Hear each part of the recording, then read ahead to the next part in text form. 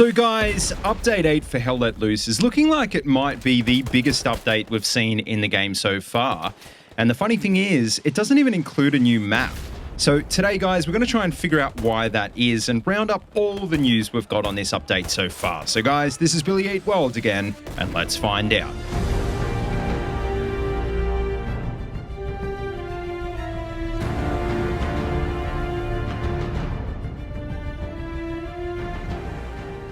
Alright guys, how you going? Welcome to the video, and to kick off, just before we get started, I just want to let you guys know that I've actually got a code for Hell Let Loose to give away to you guys in this video.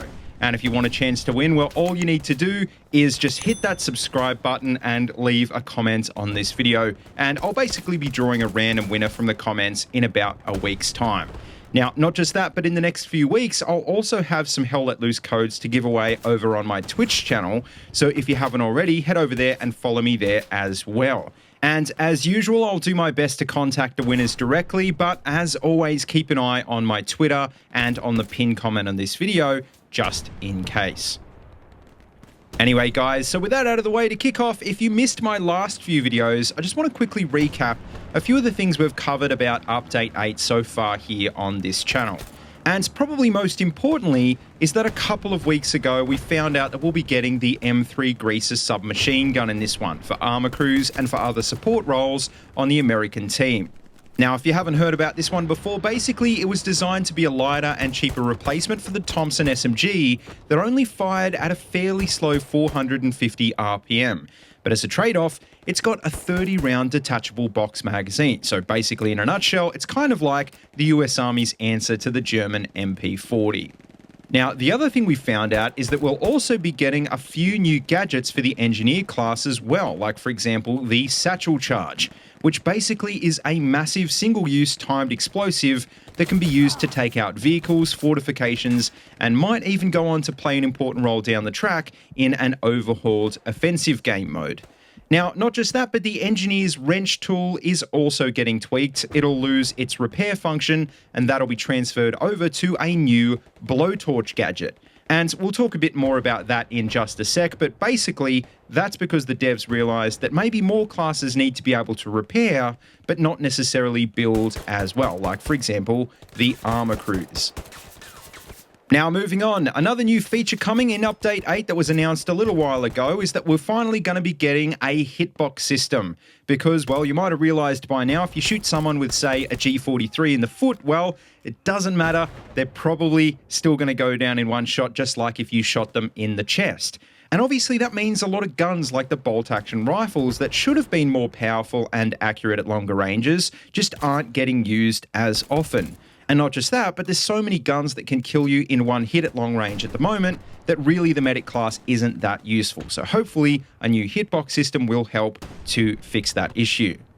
Not just that, but another new system we're going to be getting to help differentiate between different weapons is a bullet penetration system.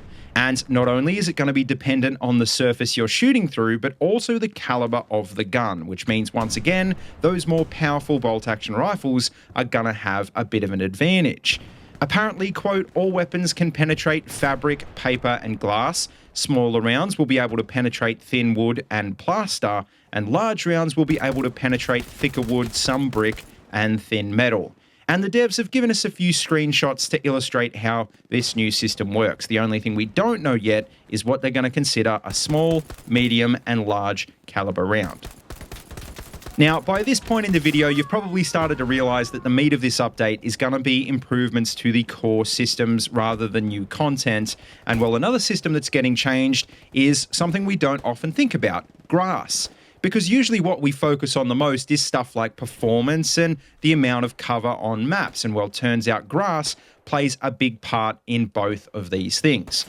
Firstly, long grass has a huge impact on FPS, and currently the devs have had to reduce its draw distance, which means that you can be prone and think you're out of sight in long grass, but still seen by enemies at longer ranges. So hopefully now that grass is going to be more optimized, it'll mean that the devs can add more of it, possibly into those big open fields we love to hate on maps like Purple Heart Lane and Utah Beach.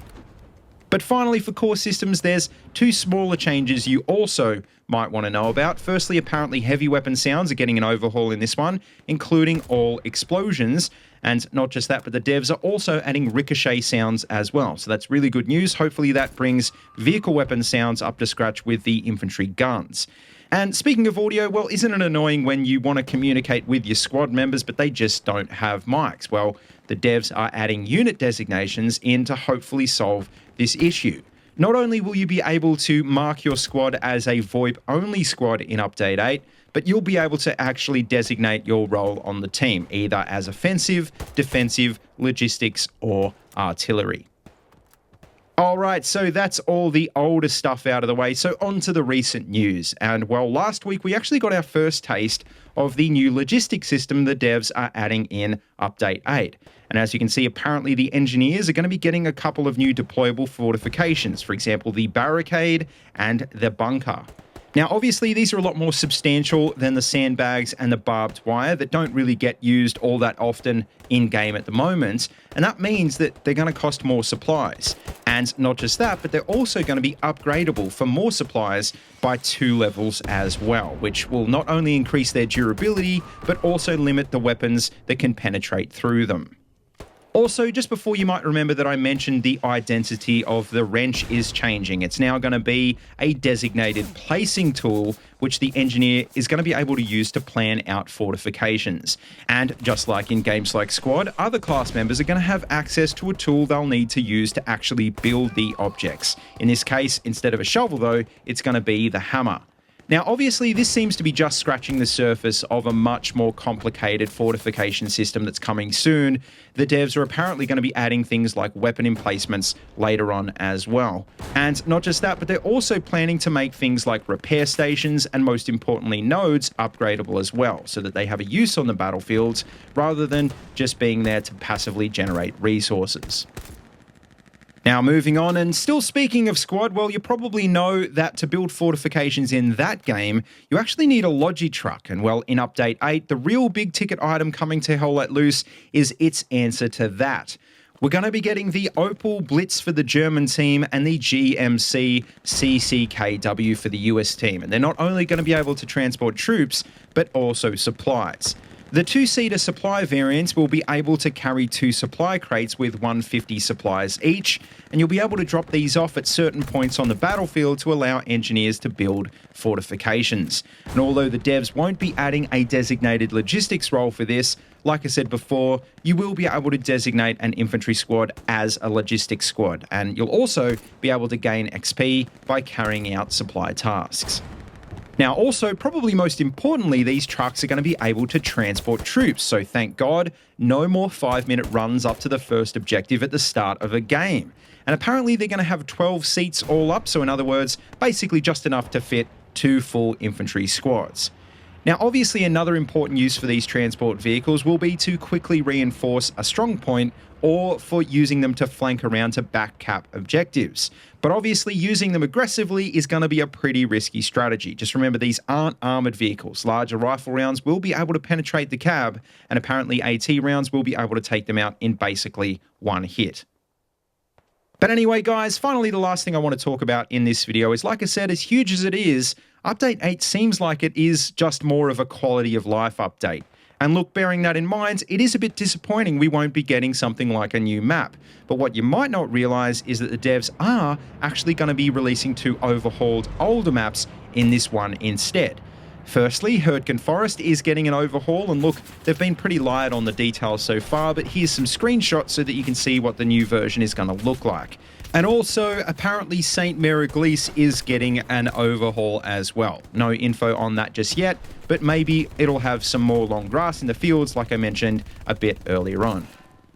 But anyway, just before we finish up, a few more things. Firstly, in the last month or so, the devs haven't hinted at any changes coming for Quarantine in Update 8, which I've got to admit is really disappointing. It's still running so badly that at this point it's borderline unplayable. So I think once they do improve the optimization on this one, it'll be almost like having a completely brand new map because I'll actually want to play it.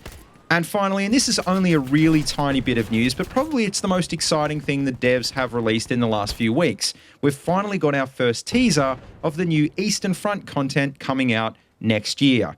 We've been given this one screenshot. We don't know anything about it just yet, except that if you look in a little bit closer, it looks like there's a T-34 tank there in the middle. So definitely that on its own is something to be excited about. But anyway, guys, that just about wraps up this quick update video. So as always, make sure you let me know what you think in the comment section down below.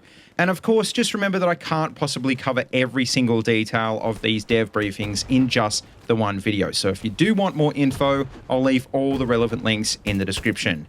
As always, though, don't forget to like, comment, and subscribe, and please feel free to check out the links in the description if you want to see any more of these videos. And also, don't forget you can find my Twitter and Discord links down there if you want to keep in touch. And as always, until next time, see you later, and have a good one.